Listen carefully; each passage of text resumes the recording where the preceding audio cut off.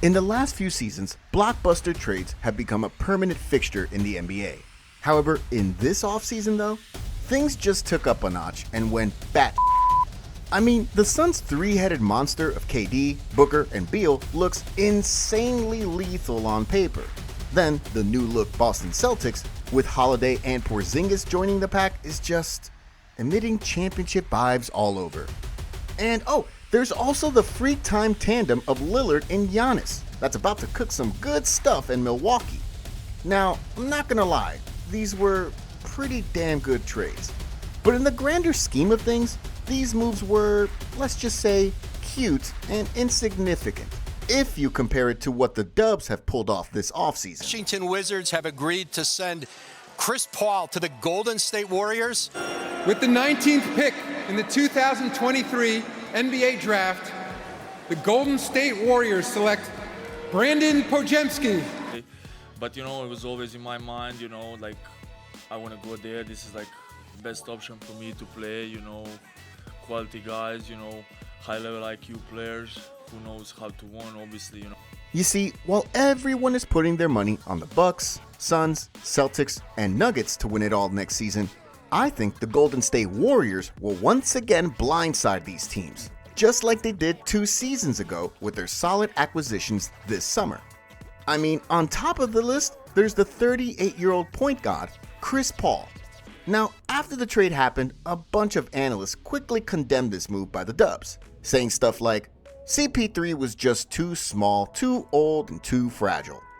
But if we're gonna take a look at his first preseason run, it seems that he just fits right in with this new crew. I mean, after securing the board, look at how seamlessly CP3 sets up Steph here on the break, as if they're playing together for a long time already. Then, moments later, he finds the wide open Wiggins in the corner, coming off a back pick from Looney. And speaking of the big man, just look at how Chris Paul worked his 2-man game magic here with Looney to perfection. Now, as you saw in those clips, CP3 makes the job easier for everyone as he can deliver the goods, on point and on time, without spilling the package along the way. I mean, as good as Jordan Poole was as a scorer, JP3 was a walking disaster on most occasions last season, as he would often turn the ball over with his indecisiveness and erratic shot making. CP3, on the other hand, ranked 4th last season in terms of assist to turnover ratio. Simply put, Paul is a much more steady operator who knows how to take care of the ball and pick his spots on the offensive end, which is why I think this JP3-CP3 trade will benefit the Warriors a lot more than it hurts them in the long run. And not only that, CP3 is a proven winner wherever he goes. I mean, whether he was playing with the Clippers, Rockets, OKC, or Phoenix, we all know that Paul made those teams even better in all aspects with his leadership and elite playmaking. Well, aside from the plenty of upsides that Chris Paul brings to the table, the other reason why the Dubs are going to turn a lot of heads next season is that they have a talented pool of hungry, young guns that are just waiting to be unleashed. You see, you have a ridiculously athletic stud in Jonathan Kuminga, who is just 21. There's Moses Moody, who's slowly evolving into an elite 2-way player, also at 21. And then there's Usman Garuba, Lester Quinones, as well as their newest rookies, Pods and TJD, all just aged 23 and below.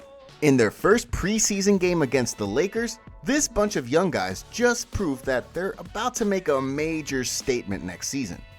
I mean, if you take a look at the stat sheet, Kuminga led all scorers with 24, and he also punched in 8 boards, 8 dimes, and 2 blocks while knocking down 4 out of 8 3-pointers.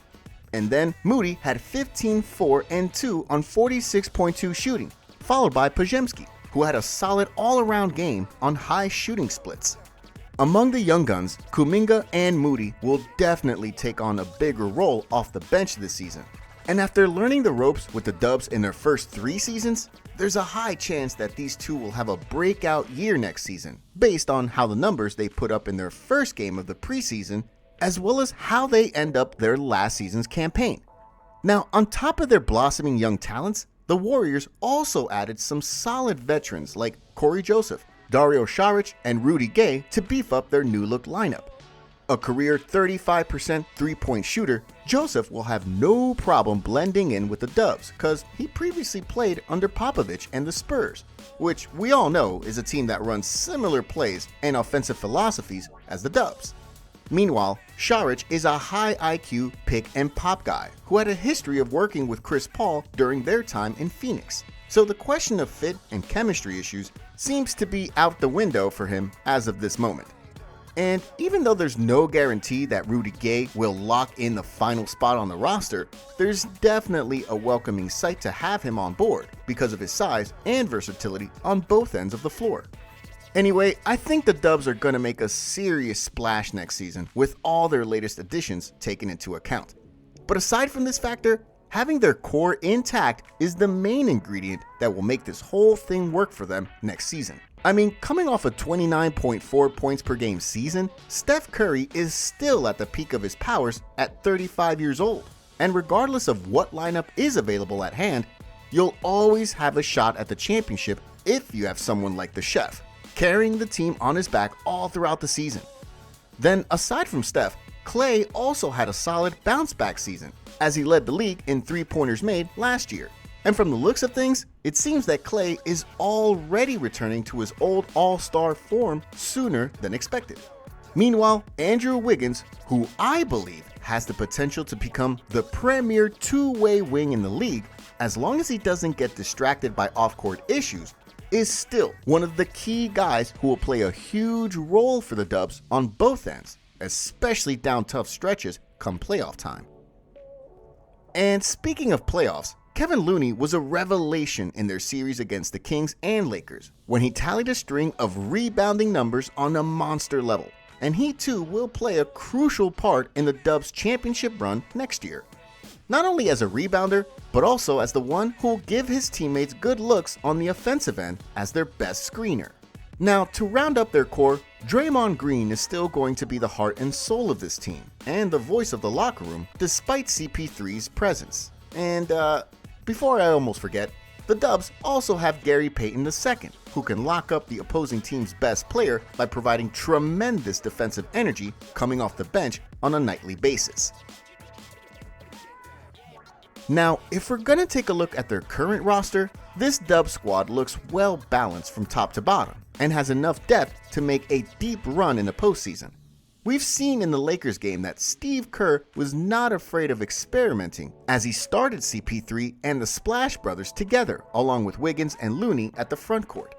With CP3 being the primary ball handler in this lineup, it frees up Steph from doing point guard duties. And as you saw in the clips earlier, Steph was able to position himself at a scoring position right away since Chris Paul was already the one setting up the table for the whole team. The big problem with this lineup though is that this small ball lineup wouldn't work against taller teams with CP3 and Steph playing the backcourt. And if they decided to scrape this one off for good, I think Chris Paul would still be as equally as effective playing as a backup point guard along with GP2, Moody, Kuminga, and Saric on the second unit. We all know that CP3 is more than capable of unleashing the true potential of youngsters if he gets an opportunity to get acquainted with them. I mean, a perfect example of this is Shai Gilgeous-Alexander. When CP3 joined OKC back in the 2019-2020 season, SGA just averaged below 20 points a ball game. But look at how his numbers took off in the following seasons after that. And to me, there's no question that somehow or some way, CP3's lessons and teachings may have rubbed off on SGA big time, which is probably why his game has elevated to new heights since his departure. Now, the same thing could happen to the rest of the young guns, especially to JK in particular. And if Paul is successful in tapping his hidden potential, then the Dubs will surely scare the hell out of teams in the upcoming season because they'll have a budding all-star available to be inserted anytime off the bench. A few people have specifically mentioned Kuminga as a guy they think you can help. I'm just curious your thoughts on his game and his talent and where basketball wise you think you might be able to help him when you're in lineups with him. JK can hoop, man. With the vets providing quality minutes when called upon, plus the energy that the young guys will provide on both ends, and their big four of Steph, Klay, Draymond, and Wiggins remaining intact, This retooled Warriors team will surely give any team a run for their money with its combination of depth, versatility, and championship experience. And with that said, the Warriors may just build the perfect roster that no one is paying attention to.